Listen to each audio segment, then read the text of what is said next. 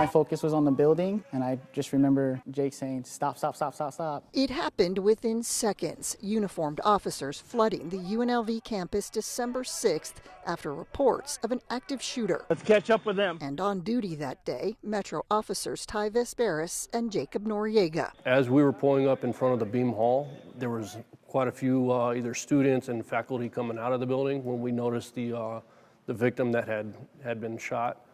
He was bleeding from his left arm. He was applying a tourniquet. I was cover officer looking. We don't know where the shooting was coming from because, like he said, we didn't have, shootings rounds going off at the time. We didn't hear the gunshots, so we tended to him. The officers say the victim, who does not want to be identified, began losing consciousness. That's when the officers picked him up, put him in the back of a patrol vehicle, and drove him out to Maryland Parkway, where ambulances were waiting. Their quick actions, applying pressure to the wound, helped prevent further blood loss.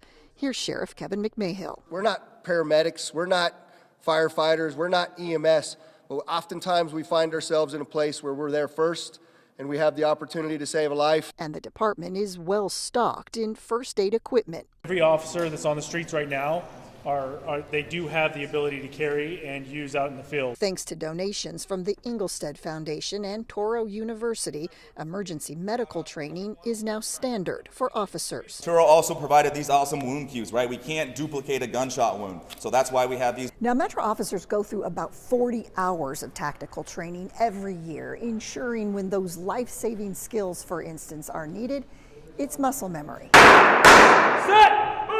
Move! The department giving News 3 this demonstration. Suspect down! Suspect down! Practicing life-saving skills they will need on the streets. Hold the pressure. 3 minutes. 3 minutes of direct pressure. Time starting now. As for Vesperis and Noriega, We were heading there with the thought process of trying to find the shooter, and it just happened to be that he came out right when we were arriving. Maybe even a minute after we got out and started tending to him again, that's when the volleys went off between UPD. this isn't the first time either officer has applied a tourniquet while on the job, protecting and serving the Southern Nevada community.